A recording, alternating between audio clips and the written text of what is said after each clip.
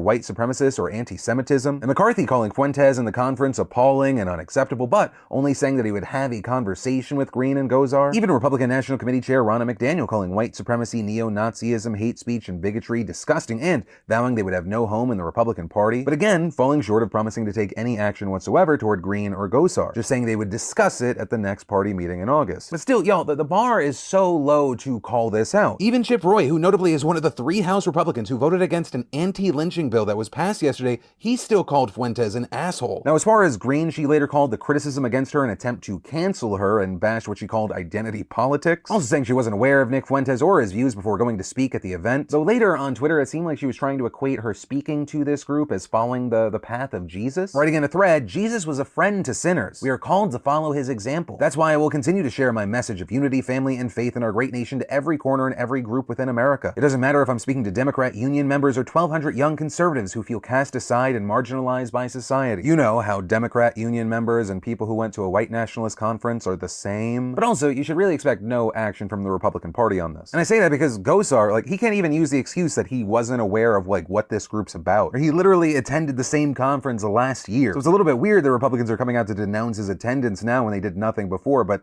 I guess better late than never. But also, that's assuming they do something other than try to escape the 24-hour news cycle on this story. But of course, with this story, I'd love to know your thoughts on it. But from that, I want to take a second to thank the sponsor of today's show, NordVPN, and more directly, nordvpn.com/Phil. Y'all know I've been a Nord customer for years now, and I'm here to remind you that it's important to be protected, and NordVPN's advanced threat protection feature is the next step in your digital security. Threat protection neutralizes cyber threats before they can do any real damage to your device. It makes your browsing safer, smoother, and helps identify malware-ridden files, stops you from landing on malicious websites, and blocks trackers and intrusive ads on the spot. And get this, once you enable the threat protection feature in your NordVPN app settings, it protects your browsing even when you're not connected to a VPN server. And don't forget, one account lets you connect and secure up to 6 devices in any combination, so you can protect yourself and a loved one or two. So take advantage of an exclusive deal to celebrate Nord's 10-year anniversary, and head on over to nordvpn.com/Phil right now, because every purchase of a 2-year plan, it gets you 1 additional month for free, and new users get a surprise gift. So what are you waiting for? That's nordvpn.com/Phil, and it's all risk-free with Nord's 30-day money-back guarantee. And then, one of the days that a lot of people have been waiting for, but then, the whole Russia started a war for no reason thing, the 2022 midterms officially kicked off today. Oh god, elections again. Right, the primaries have now begun in Texas, a state with some of the strictest voting laws in the nation, and a congressional map that's being legally disputed. Which, if that's not the most perfect place to start off this fucking insane shit show, I don't know what would be. Right, because the voting law took effect just a few months before the primaries, election officials had asked state lawmakers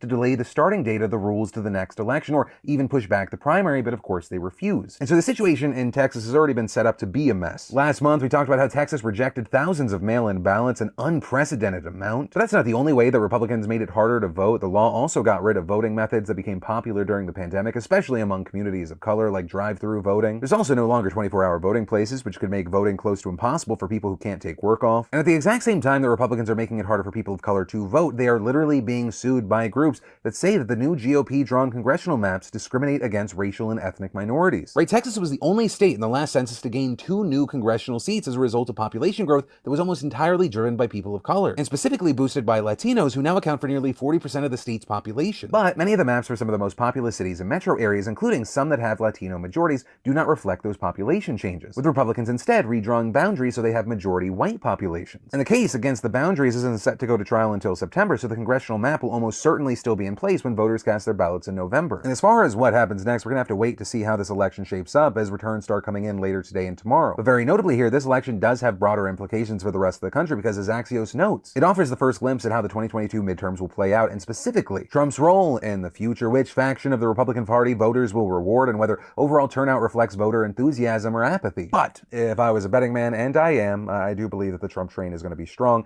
and historically the party that lost power in the election before ends up gaining seats, and I think that's what we're going to see. And for the liberals that watch my show, yes, still, even after everything. And then finally, today, of course, we need to talk about Russia and Ukraine again. Lots of updates, starting off with the news that Belarusian forces have now officially entered Ukraine, although that's not too surprising considering missiles have been fired from there, and it was only a matter of time. Then there's the situation around Kherson, a major city that controls one of the largest crossings for the river that splits Ukraine. It has seen extreme Russian attacks and is believed to be the hotspot for fighting right now. Then in Kharkiv, the country's second largest city and the scene of constant Russian attacks. The last 24 hours have been no no different, and it looks like Russia is becoming more and more aggressive to try to get the city to submit, with footage showing worse and worse missile strikes, although Ukraine still holds the city. Then in Kyiv, it looks like Russian forces are aiming to encircle the city and cut off resupply from the west. That large 17-mile-long Russian convoy is now stretched out to approximately 40 miles long, though mostly because they finally spread out rather than sitting next to each other like sitting ducks. But it's believed that the convoy, alongside 15,000 Russian troops, are methodically working their way around the city, leaving many with fears of a prolonged siege and street fighting that could kill many civilians. However, it hasn't just been Russian attack after Russian attack. There are reports that Ukraine has hit a Russian airfield with its own missile, and Ukraine continues to grow its fighting force, with tens of thousands of Ukrainians returning home to fight and many foreigners taking up its offer to fight. Russia is also reportedly dealing with a lot of desertions, which may or may not be bolstered by the Ukrainian offer to pay Russian soldiers who surrender 5 million rubles, or it might be connected to reports of even more indiscriminate Russian attacks on civilians and non-military infrastructure, which actually, on that note, the International Criminal Court is answering Ukrainian calls to look into possible Russian war crimes, especially over reports that it's deliberately targeting civilians. Also, with all that, it's not surprising to hear that in just 5 days, it's estimated that 660,000 Ukrainians have fled the country, with many more still trying to make their way out. And neighboring countries have largely suspended the rules for crossing the border to make it easier for refugees, and all of this has led to major traffic jams at border crossings. You know, this unjustified invasion and the increased violence in Ukraine, it's led to even further isolation for Russia on the international stage. For example, we saw a diplomat snubbing Russian Foreign Minister Lavrov by walking out while he was speaking at the UN Council on Human Rights this morning, with pretty much the only ones left being from Syria, Venezuela, and China. You know, champions of human rights across the globe. And on top of that, we're seeing the strict sanctions continue to work on crippling Russia's economy and crashing the value of the ruble. In fact, it's been so bad it led to Russia closing its stock markets until at least March 5th, alongside directives that Russians aren't even allowed to transfer their money to foreign banks in an effort to keep money circulating within Russia. The sanctions are also having secondary effects, like leading many companies to effectively stop their work with Russia, which has led to instances like Russians in Moscow who went to take the metro and realizing, oh, Apple Pay and Google Pay no longer worked,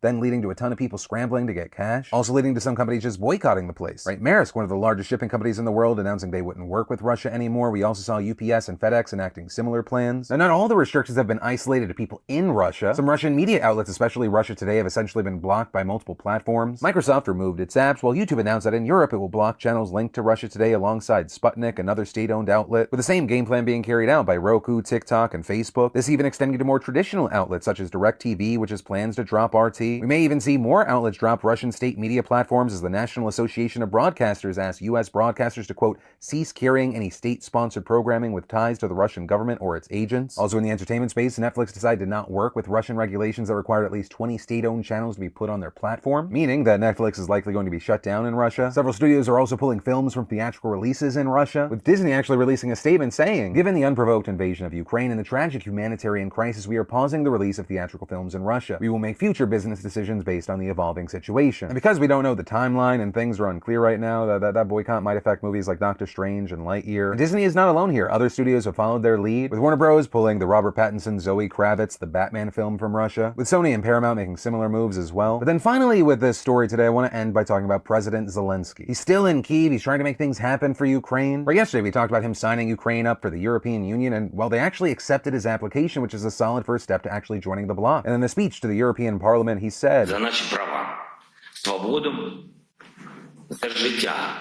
А зараз ми боремося за виживання. І це найголовніша наша мотивація.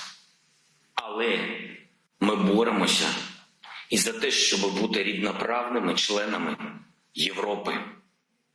Доведіть, що ви разом з нами. Доведіть, що ви нас не відпускаєте. Доведіть, що ви дійсно європейці. І тоді життя переможе смерть, а світ темряву. Слава Україні!